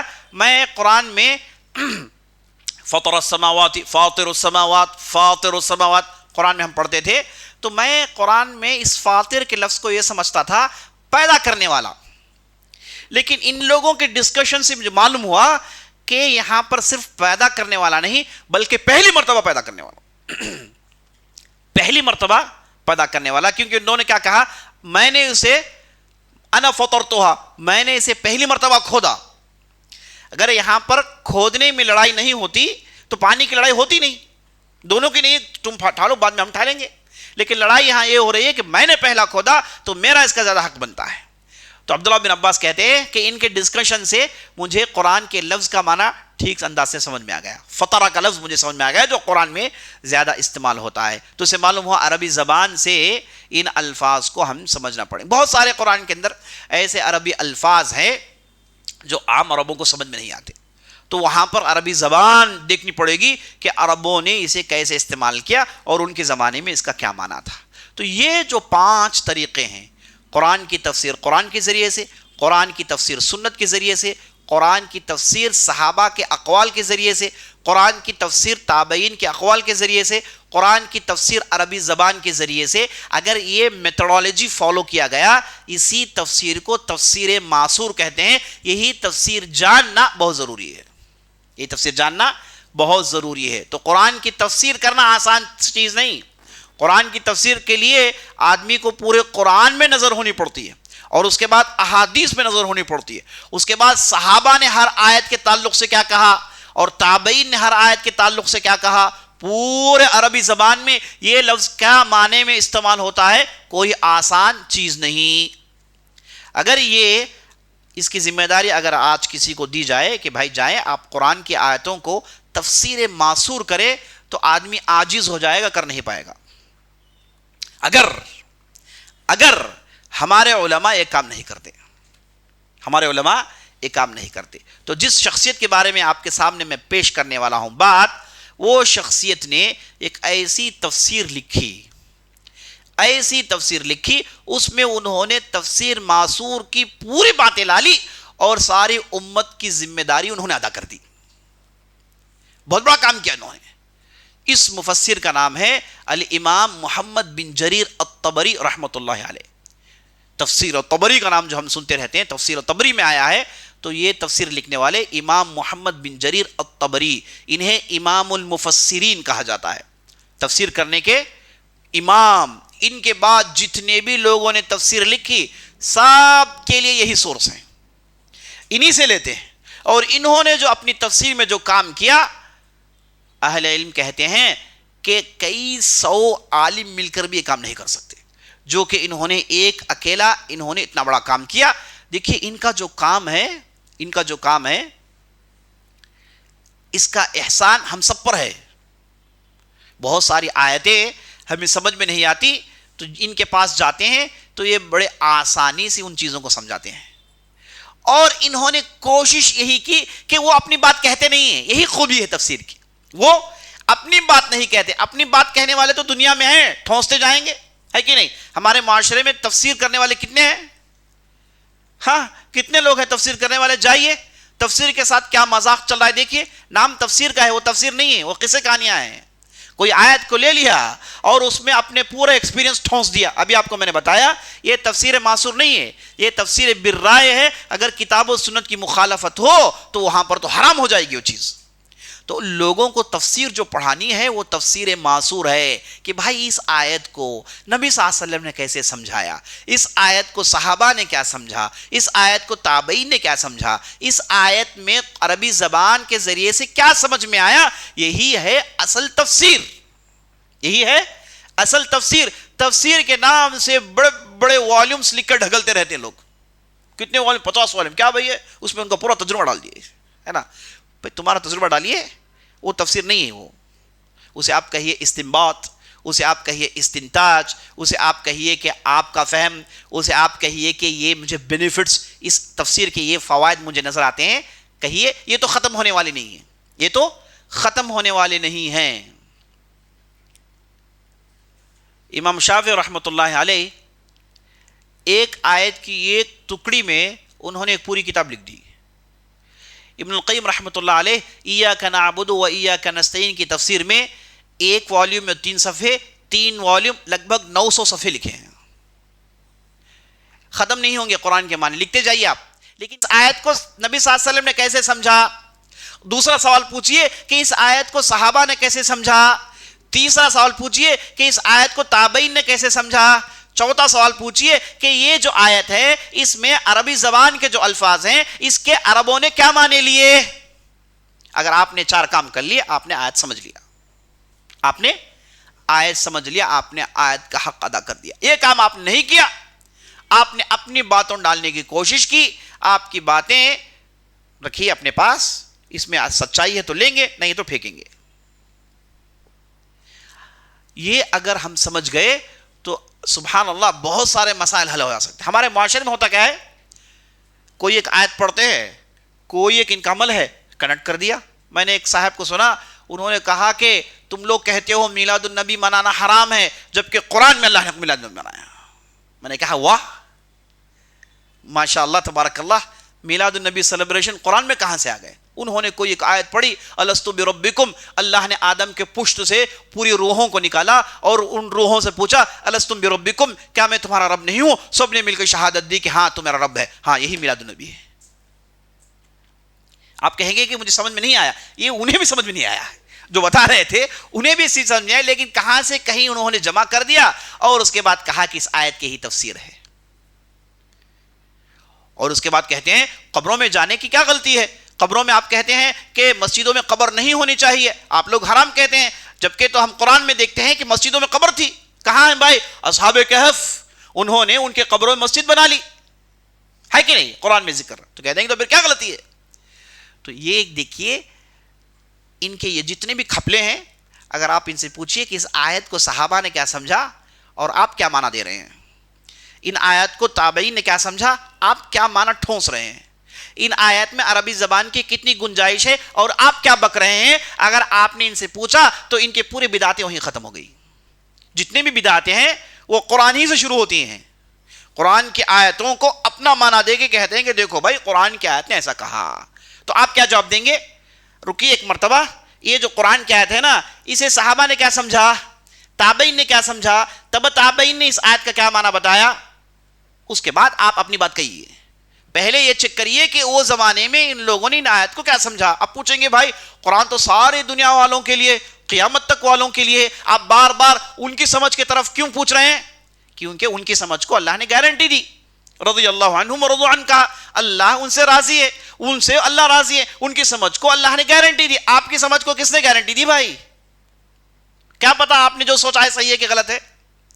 تو جتنے بھی فتنے جو اٹھتے ہیں سر عزیز ساتھیوں، یہ جو میں نے آپ کو اصول بتائے یہ ٹچ سٹون ہے، یہ گولڈن ورڈز ہیں، اس کے ذریعے سے آپ آیتوں کے ذریعے سے کھپلے کرنے والوں کے منہ کو بند کر سکتے ہیں۔ شیعہ، ان کی پوری شیعت انہی آیتوں میں گھومتی ہے، آیتوں کو لے لیا، کہا کہ اس میں علی مراد ہے، کہا کہ اسے فاطمہ مراد ہے، کہا کہ اس میں فلاں چیز مراد ہے۔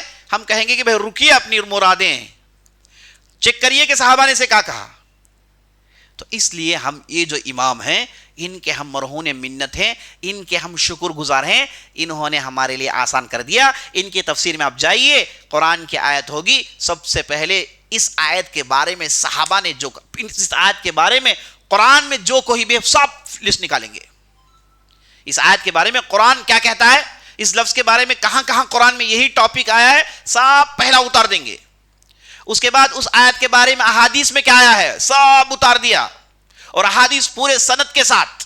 اور یہ امام بخاری کے زمانے کے ہیں، ان کی پیدائش 224 کی ہے، وفات 311 کی ہے، لگ بھگ 82 سال یہ زندہ رہے، اور یہ امام بخاری کے شاگردوں میں سے، امام شافعی کے شاگردوں میں سے شاگردوں کے ہیں، تو یہ زبردست زمانے میں تھے، تو انہوں نے احادیث کو سند کے ساتھ نقل کیا۔ اگر ایک لفظ کا معنی بھی بیان کریں گے 4 لائن کا سند ذکر کریں گے، 4 لائن کا سند ذکر کریں گے، اس کے بعد اس لفظ کا معنی بیان کریں گے۔ اس کے بعد یہ تابعین کے اس آیت کے بارے میں تابعین نے کیا کہا پورا جمع کر دیا۔ اس آیت کے بارے میں عربی زبان میں کیا آیا ہے بھائی، انہیں عربی زبان میں ایسی مہارت تھی کہ اگر یہ کہہ دیتے ہیں تو ڈکشنری چیک کرنے کی ضرورت نہیں ہے۔ اگر انہوں نے کسی آیت کا معنی یہ کہہ دیا تو اس کے بعد آپ کے جو ہے 50 سال کی محنت بچ گئی۔ انہوں نے پوری عربی زبان کو کھنگالا، ایک لفظ بھی نہیں چھوڑا، اور اس کے بعد فائنل کنکلوژن اس میں ڈال دیا۔ اللہ اکبر، غیر معمولی کام کیا ہے۔ کہتے ہیں کہ اتنے ذہین اور اتنا ان کا دماغ تھا۔ ایک بہت بڑا شاعر ہے جس کا نام التمراح بن حکم، بہت بڑا جاہلیت کا شاعر تھا۔ انہوں نے تو دوسرے شاعروں کی شاعری سنی اور ان کے الفاظ کو جانا. یہ شاعر کے بارے میں یہ شاعر کے شاعری کو سمجھنا چاہتے تھے. تو ایک بہت بڑے عالم کے پاس گئے جن کا نام تھا ابو علی سراج، جو بغداد میں رہتے ہیں. بغداد میں نہیں، کئی دوسرے علاقے میں رہتے ہیں، یہ بغداد میں رہتے تھے. تو ان کے پاس یہ گئے، جا کر کہا کہ آپ مجھے وہ تمراح کی جو شعریہ ہے میں آپ سے پڑھنا چاہتا ہوں. انہوں نے کہا کہ ٹھیک ہے پڑھ لیں گے، آپ آ جائیے فلاں دن. تو فلاں دن ان کے پاس گئے تو پوچھا نکالو کتاب. انہوں نے کہا کہ کتاب نہیں ہے. اور استاد نے کہا کہ کتاب اویلیبل ہے ہی نہیں ہماری پوری بستی میں. 2 دن تک چیک کیا، کتاب ملی ہی نہیں. تیسرے دن امام طبری نے کہا کہ کوئی مسئلہ نہیں، مجھے پورا یاد ہے، پورا دیوان مجھے یاد ہے، میں دیوان پڑھتے جاتا ہوں، آپ اسے سمجھاتے جائیے. اس کے بعد پڑھتے جاتے تھے، وہ سمجھاتے جاتے تھے. بعد میں معلوم ہوا کہ اس دیوان میں 1,500 اشعار تھے. 1,500 اشعار تھے جو انہیں ایسے ہی یاد تھے، اور اشعار پڑھتے جاتے. یہ استاد سے کہتے کہ اس کے معنی کیا ہیں، لکھتے جاتے. حالانکہ انہیں معلومات معلوم ہیں. کسی استاد سے پڑھنے کا اس زمانے میں ٹرینڈ تھا. کوئی بھی بات بتائے، کیا ہم نے معتبر استاد سے پڑھا ہے؟ اس کتاب کا جو معتبر آدمی دنیا میں ہے اس نے اس کی شرح کی ہے، آپ نے اسے سنا ہے. یہ اس زمانے میں ٹرینڈ تھا. جانتے ہیں بہت کچھ، لیکن اس میدان میں یہی بہت بڑا ماہر ہے، اس کے کہنے کو دلیل مانتے ہیں تو اس کے پاس جا کے پڑھیں. تو سفر کرتے تھے.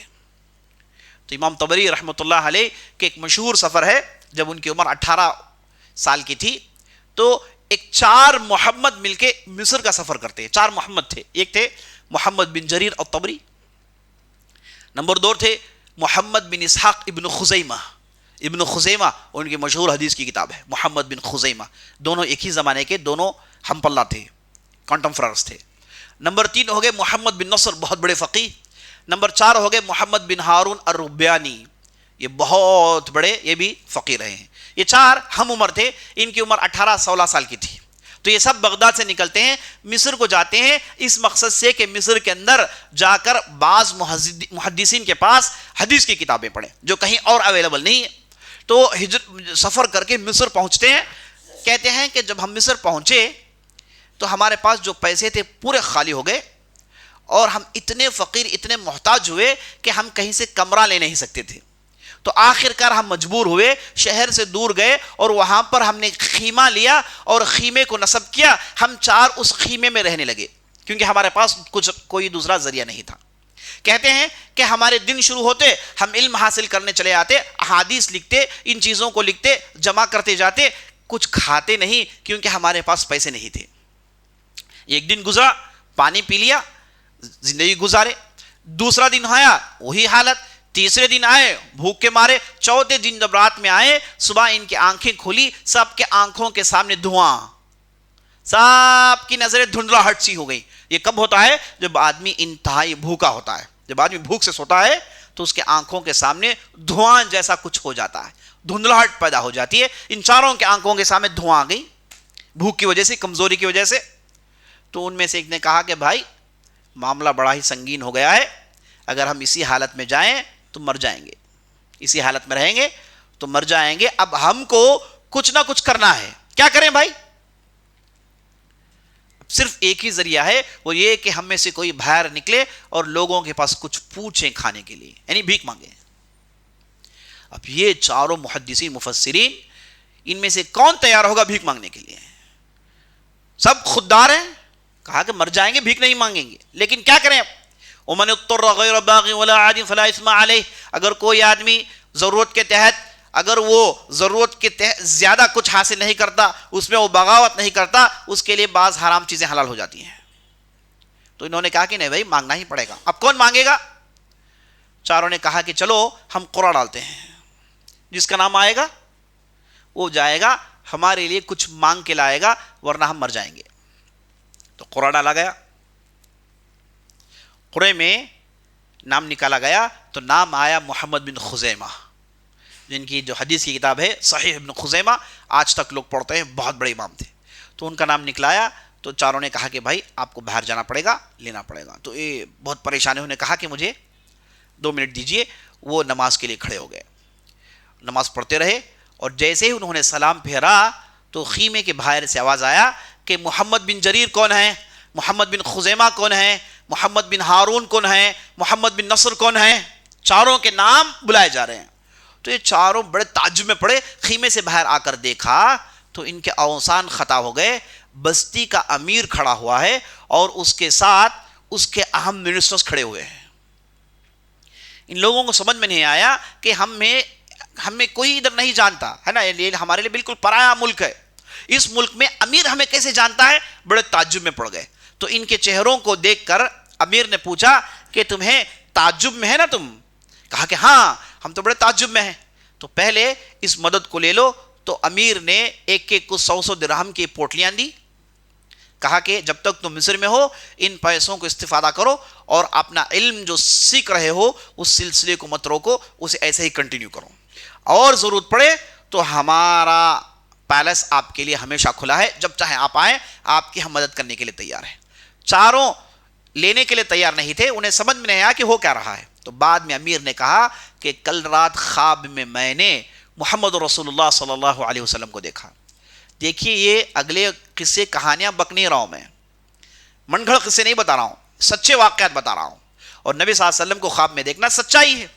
تو اس امیر نے کہا کہ میں نبی صلی اللہ علیہ وسلم کو خواب میں دیکھا اور نبی صلی اللہ علیہ وسلم نے مجھے تم 4 لوگوں کے چہروں کو دکھایا اور 4 لوگوں کے نام بتائے اور مجھے ڈانٹا، کہا کہ تمہارے بستی میں میری سنت کو سیکھنے کے لیے جو لوگ آئے ہیں وہ بھوک سے مر رہے ہیں اور تم خاموش ہو۔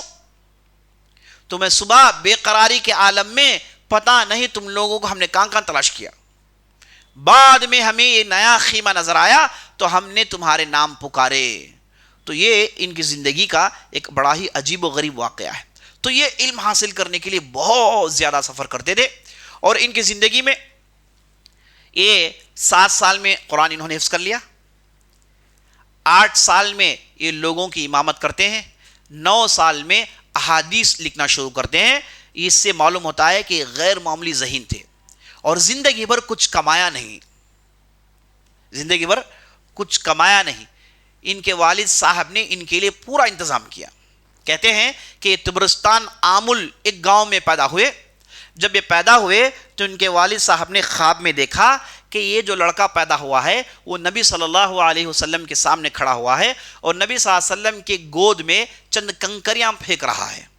تو یہ بڑے تعجب میں ہوئے اور لوگوں سے جا کے تفسیر پوچھی، تعبیر پوچھی، تو لوگوں نے کہا کہ تمہارے ہاں ایک ایسا لڑکا ہونے والا ہے جو انشاءاللہ تمہاری نبی صلی اللہ علیہ وسلم کی سنت کی حفاظت کرے گا، تو بہت بڑا نام اس کا ہونے والا ہے۔ تو چند دنوں کے بعد ان کے ہاں محمد بن جریر پیدا ہوئے، تو انہوں نے نام محمد رکھا، اور ان کے والد صاحب نے ان کا پورا انتظام کیا، شروع سے ان کے پیچھے پڑے رہے۔ دیکھیے کئی ایسے ٹیلنٹس ہمارے معاشرے میں میں دیکھتا ہوں، ایسے زبردست نوجوان، ذہین نوجوان، لیکن ان کی پوری ٹیلنٹس بیکار ہو جاتی ہے کیونکہ ان کے والدین نے کوئی اہتمام نہیں کیا۔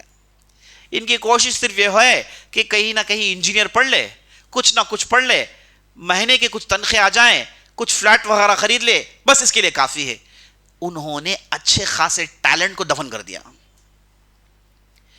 یہ ہمارے سلف الصالحین جو تھے، امام سفیان ثوری کہتے ہیں ہمارا کام تو یہ تھا، وہ کہتے ہیں ہمارا کام تو یہ تھا کہ ہم بازاروں میں چلتے، سڑکوں میں چلتے، لوگوں کے خاندانوں کو جانتے، صرف اس لیے کہ ان میں سے کوئی بچہ ہونہار نظر نہ آ جائے۔ اگر ہمیں کوئی نظر آئے تو ہم اسے فوراً ہاتھوں ہاتھ لیتے ہیں، پیچھے پڑ کے جب تک وہ محدث نہیں بن جاتا چھوڑتے نہیں۔ ایسے کتنے لوگوں کو بنایا ہے، جتنے بڑے بڑے نام آپ دیکھتے ہیں ان کے پیچھے لوگوں نے محنت کر کے انہیں بنایا ہے۔ دیکھیے یہ محمد بن جریر الطبری بالکل غریب خاندان میں پیدا ہوئے، لیکن ان کے والد نے ان کے اندر وہ نباہت، وہ ذہانت دیکھی تو کہا کہ اس بچے کی پوری پرورش کرنی ہے، اور پورا بیک اپ کیا، انہیں خوب پیسے دیے اور ان کی تعلیم کے پیچھے پڑھے رہے۔ 7 سال میں حفظ کروایا ہے کہ نہیں، اور 9 سال میں حدیث لکھنا شروع کر دیتے ہیں۔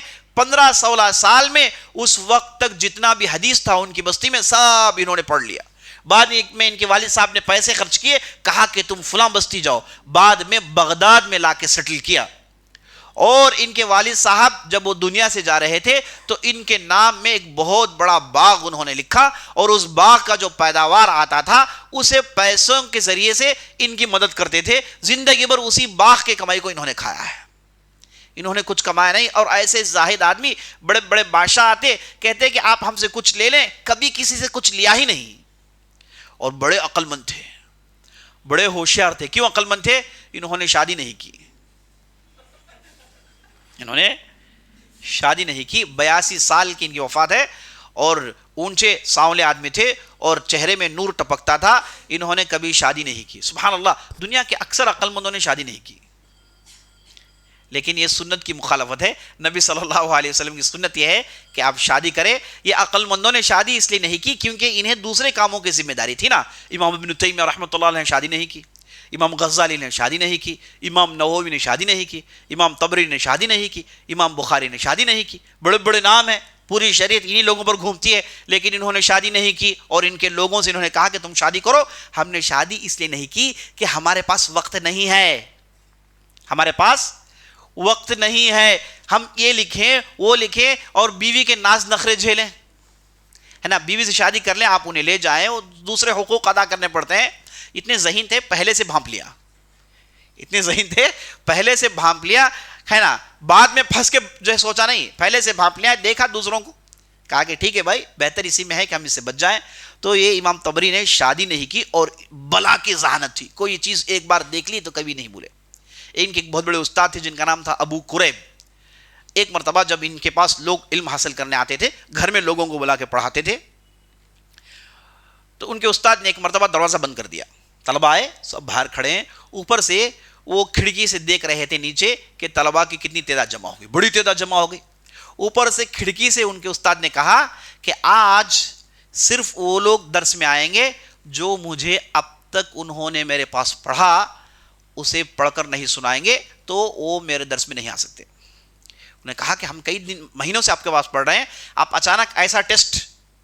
ایک دوسرے کو دیکھنے لگے. وہاں پر امام طبری تھے، انہوں نے کہا کہ میں آپ کو جو بھی آپ کے پاس پڑھا ہوں سنا سکتا ہوں. تو آدھے گھنٹے میں جو بھی پڑھا تھا پورا سنا دیا. تو انہوں نے کہا کہ آپ صرف آ جائیے، کہا کہ صرف آپ آ جائیے، باقی لوگ پورا پریپر کرنے کے بعد واپس وہ درس میں آئیں گے. تو بڑے بلا کی ذہانت تھی، اور ایسے دنیا سے دور تھے کہ بڑے بڑے، جیسے آپ کو بتایا میں، بڑے بڑے بادشاہ ان کے پاس آ کے ترستے تھے، لیکن انہوں نے کبھی کسی سے اٹھنی چونی نہیں لی. اور کبھی بھی پوری زندگی میں انہوں نے، کہتے ہیں کہ ہم نے ہماری زندگی میں، اللہ اکبر، بہت بڑی بات ہے، ہم نے ہماری زندگی میں کبھی حرام کے بارے میں سوچا بھی نہیں. حرام چیز نہ ہمارے پیٹ میں آئی، نہ ہم نے کبھی حرام کو چھوا. تو پوری زندگی ایسے زبردست جو ہے ان کی گزری. اور بہت ساری تفصیل ہے، میں نے آپ کے سامنے جو عام فہم ہے اسے میں نے آپ کے سامنے رکھ دیا. اس امام کی اہمیت یہ ہے کہ انہوں نے جو تفسیر لکھی وہ دنیا کی آج بھی تفسیر کا سکول ہے. جتنے بھی آتے ہیں اسی تفسیر کو پڑھتے ہیں، اسی لیے انہیں امام المفسرین کہا جاتا ہے. اور نہ کہ صرف تفسیر میں ماہر تھے، حدیث میں، فقہ میں تو ان کا ایک مستقل مذہب تھا. جیسے امام شافعی ہے، امام مالک ہے، امام احمد بن حنبل ہے، ویسے امام ابن جریر طبری المذہب الجریری ایک ان کا مذہب تھا. لیکن ان کے شاگردوں نے اسے ضائع کر دیا، ورنہ کہتے ہیں کہ ان کا ایک مذہب تھا. اور یہ 82 برس میں بغداد کے اندر وفات پاتے ہیں. اور ان کا روز مرہ کا مشغلہ تھا، روز مرہ پاؤ قرآن پڑھتے تھے. 4 دن میں ایک مرتبہ قرآن مکمل کرتے تھے. ساری زندگی ان کا یہی طریقہ تھا. ایک بہت بڑے عالم ہیں، ان کا نام ابو علی الطماری. یہ بہت دور سے سفر کر کے بغداد پہنچتے ہیں. ایک بہت بڑے قرات کے ماہر جن کا ذکر میں آپ کے سامنے کیا، ابن مجاہد، ان کے پاس ان کی قرات سننے کے لیے کہتے ہیں کہ میں دور دراز سے سفر کر کے ان کے پاس قرات سننے کے لیے آیا تھا. تو یہ رمضان کا مہینہ تھا، آخری عشرہ تھا. تو میں ان کے ساتھ ان کی مسجد کی طرف جا رہا تھا. ہم دو چل رہے تھے، ابن مجاہد میرے ساتھ چل رہے ہیں، میں ان کے ساتھ چل رہا ہوں. میرا اتنا لمبا سفر کرنے کا مقصد یہ تھا کہ ان کی مسجد میں جاؤں، ان کی قرات سنوں، اسے استفادہ کروں. تو میں ان کے ساتھ چل رہا تھا. ان کی مسجد آ گئی، لیکن حضرت اپنے پیر آگے بڑھا رہے ہیں. میں ان کے پیچھے جاتا گیا تو سیدھے بازار میں پہنچے تو امام طبری رحمۃ اللہ علیہ کی مسجد میں گئے اور اندر وہ سورہ رحمان کی تلاوت کر رہے تھے. تو ابن مجاہد اسی دروازے کے پاس ٹھہر کے بہت دیر تک سورہ رحمان سنتے ہیں، اور اس کے بعد واپس اپنی مسجد کی طرف لوٹتے ہوئے انہوں نے کہا کہ اللہ کے عجائب میں سے ہے کہ اللہ نے ایک ایسا انسان بنایا ہے. کہتے ہیں کہ اللہ کے عجائب مخلوقات میں سے ہے کہ اللہ نے ایسا انسان بنایا. مجھے تعجب ہوتا ہے انسانوں میں ایسا بھی کوئی ہو سکتا ہے. ایسی قرات، ایسا علم. تو وہ ابو علی کہتے ہیں کہ میں ان کی قرات سننے کے لیے آیا، یہ مجھے دور لے کر گئے اور امام طبری کا انہوں نے قرات سنایا، تب مجھے معلوم ہوا کہ یہ کتنے بڑے امام گزرے ہیں. وفات کے قریب آئے تو کافی انہیں تکلیف ہوئی، بستر سے اٹھ نہیں پا رہے تھے. تو ان کے لوگوں نے کہا کہ آپ ظہر کا وقت ہے، ظہر عصر ملا کے جمع کر لینا، اس میں آپ کے لیے عافیت ہے چونکہ آپ بیمار ہیں. کہا کہ نہیں، اسی مرض میں اٹھتے ہیں، عصر کی نماز وقت میں پڑھتے ہیں، پھر ظہر کی نماز وقت میں پڑھتے ہیں، پھر عصر کی نماز وقت میں پڑھتے ہیں، اور پھر یہ جو ہے وفات پا جاتے ہیں عصر کی نماز کے بعد. اور بہت ساری باتیں علمی ہو جائیں گی، تو میں سمجھتا ہوں کہ اسی پر اکتفا کرتا ہوں، اور اللہ سے میں دعا کرتا ہوں ہم نے جو بھی کہا ہے، جو بھی سنا ہے، اس کے مطابق ہمیں عمل کرنے کی توفیق بخشے. سبحان ربک رب العزت عما یصفون وسلام علی المرسلین والحمد للہ رب العالمین. موضوع کے متعلق کوئی سوالات کریے گا. سوال کر رہے ہیں کہ آپ نے جو تفسیر جو بتائی کہ اسی طرز سے تفسیر ہوگی تو اسے تفسیر معصور کہتے ہیں، تو اس کی بنیاد کیا ہے، کس بیس پر آپ یہ بتا رہے ہیں؟ دیکھیے اس میں بیس کی کیا بات ہے، نبی صلی اللہ علیہ وسلم کی تفسیر ہم جاننا واجب ہے، اور نبی صلی اللہ علیہ وسلم نے جو قرآن کی آیاتوں کو معنی بتائے وہی فائنل ہے، آپ اپنے طور سے دوسرا معنی ڈال نہیں سکتے. اب آپ نے دیکھا صحابہ ایک معنی سمجھ رہے تھے، الذین آمنوا ولم یلبسوا ایمانہم بظلم، انہوں نے تو ظلم کا کچھ اور ہی معنی سمجھا تھا، اور نبی صلی اللہ علیہ وسلم نے انہیں صحیح معنی بتایا، تو وہ جو غلط معنی سمجھ رہے تھے وہ بے بنیاد تھا. تو نبی صلی اللہ علیہ وسلم کے بتانے پر انہیں صحیح معنی معلوم ہوا. تو نبی صلی اللہ علیہ وسلم کے پاس جو لوگ سیکھے ہیں، تو نبی صلی اللہ علیہ وسلم سے انہوں نے صحیح معنی سیکھے ہیں، تو انہوں نے اپنے شاگردوں کو سکھایا. تو ہم جب تک ان کے شاگردوں سے جو انہوں نے سکھایا ہے وہ نہیں جانیں گے، تو پھر نبی صلی اللہ علیہ وسلم نے ان لوگوں کو جو سکھایا وہ کیسے جانیں گے؟ تو یہ چیزیں انٹر لنکڈ ہے. یہی ایک طریقہ ہے جس کے ذریعے سے ہم آیتوں کی صحیح تفسیر جان سکتے ہیں، اس کے علاوہ ہمارے پاس دوسرا طریقہ نہیں ہے. واللہ اعلم.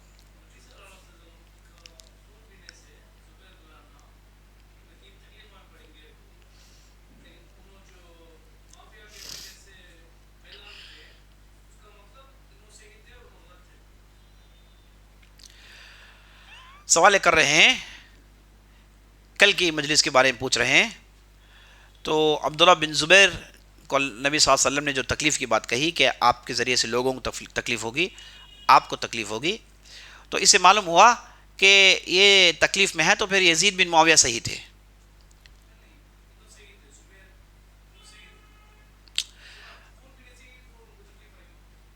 نہیں، اس میں تو یہ معنی صحیح ہونے کے معنی نہیں آتے، اس میں تو صرف ان کی جو خلافت لے کر انہیں جو پریشانیاں آئیں گی اس کے طرف نبی صلی اللہ علیہ وسلم نے ذکر کیا ہے. واللہ اعلم.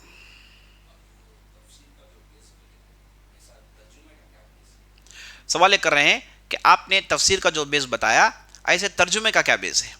دیکھیے ترجمہ بھی ایک تفسیر ہے، ترجمہ اچھا یاد رکھیے، ترجمہ بھی تفسیر ہے. ایک مترجم آتا ہے، قرآن کی آیت پڑھتا ہے، اسے سمجھتا ہے تفسیر کی روح میں، اس کے بعد اس کی سمجھ کو ایک دوسری زبان میں ڈالتا ہے. اگر وہ تفسیر نہیں سمجھے گا تو وہ اپنی زبان میں اسے ڈال نہیں سکتا. تو اس لیے جو مترجم ہے وہ اتنی قابلیت ہو کہ وہ تفسیر کو سمجھتا ہو، اور تفسیر کے اس نے سورسز پڑھے ہوں، اس کے بعد اس نے جو سمجھا ہے وہ اپنی زبان میں ڈالے، تو اس ترجمے کو قابل قبول کہیں گے. لیکن ترجمہ ترجمہ ہے، قرآن قرآن ہے، ترجمہ کی لیمیٹیشنز ہیں، ترجمے کی زبان اس مترجم کی زبان ہے. اس لیے میں نے بار بار کہا جب آدمی ترجمہ پڑھتا ہے تو وہ مترجم کی زبان پڑھتا ہے، وہ قرآن نہیں ہے، اسے قرآن سمجھنا نہیں چاہیے. تو ترجمہ بھی ایک قسم کی تفسیر ہے، ترجمہ بھی بغیر تفسیر کے نہیں کیا جا سکتا. واللہ اعلم.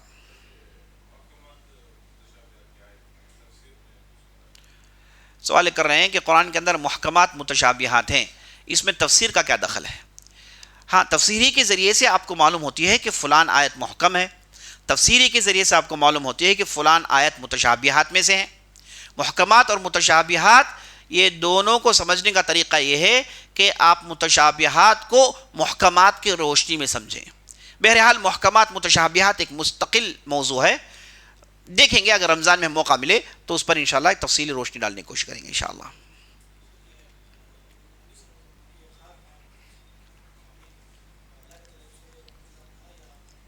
سوال کر رہے ہیں کہ یہ جو نبی صلی اللہ علیہ وسلم کو خواب میں دیکھنے کی جو بات ہوئی، یہ کہ اللہ کی طرف سے انتظام تھا؟ ہاں، 100% اللہ کی طرف سے انتظام تھا.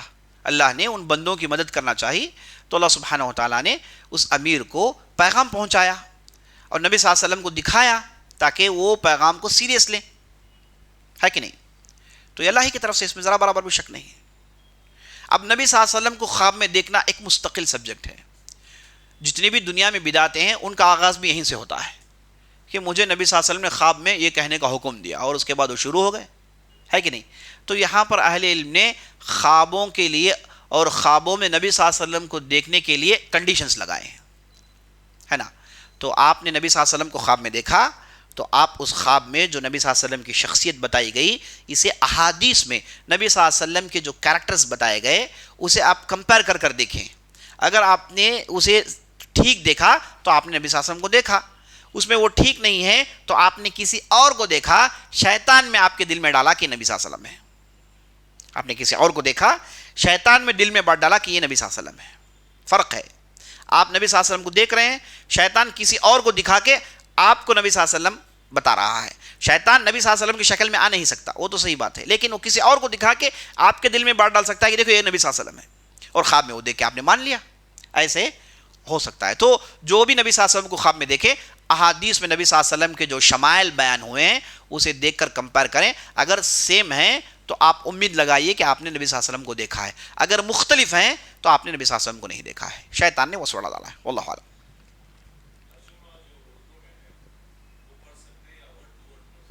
سوال ایک کر رہے ہیں کہ ترجمہ جو اردو میں ہے کیا ہم وہ پڑھیں یا پھر ورڈ ٹو ورڈ پڑھیں؟ دیکھیے ہمارے زمانے میں ایک عجیب و غریب فتنہ ہے ورڈ ٹو ورڈ کا۔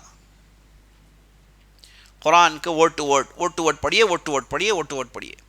یہ ورڈ ٹو ورڈ کچھ اور نہیں، یہ ترجمہ ہی ہے۔ ترجمے کو انہوں نے ورڈ ٹو ورڈ کہہ دیا ہے، اور اس کے بعد ورڈ ٹو ورڈ کے نام سے لوگوں کو پورا قرآن پڑھاتے ہیں، اور اس کے بعد جیسے ہی پڑھا اور جیسے ہی ختم ہوا پورا بھول گئے، اور ایک سال پڑھاتے ہیں۔ یاد رکھ لیجئے، یہ ایک سال اگر آپ نے زبان سیکھنے میں صرف کیا تو آپ زبان سیکھ لیتے اور کبھی نہیں بھولتے۔ تو ورڈ ٹو ورڈ ایک قسم سمجھیے، اسے آپ کہیے کہ اگر ایسے معاشرے میں آپ ہیں جہاں پر کچھ اور اویلیبل نہیں ہے، وہاں پر بعض لوگوں نے ایسی کوشش کی تو ٹھیک ہے، لیکن جہاں معاشرے میں علماء ہیں، اہل علم ہیں جو عربی زبان پڑھاتے ہیں، فلاں فلاں چیز کرتے ہیں، تو اہل علم کی طرف رجوع کرنا چاہیے، وہاں پر ورڈ ٹو ورڈ کی کوئی ضرورت نہیں ہے۔ آپ ترجمہ پڑھنا چاہیں تو کوئی معتبر ترجمہ پڑھیے، ورڈ ٹو ورڈ پڑھنے کی ضرورت نہیں ہے۔ واللہ اعلم۔ سبحانک اللہم و بحمدک، اشہد ان لا الہ الا انت، استغفرک و اتوب۔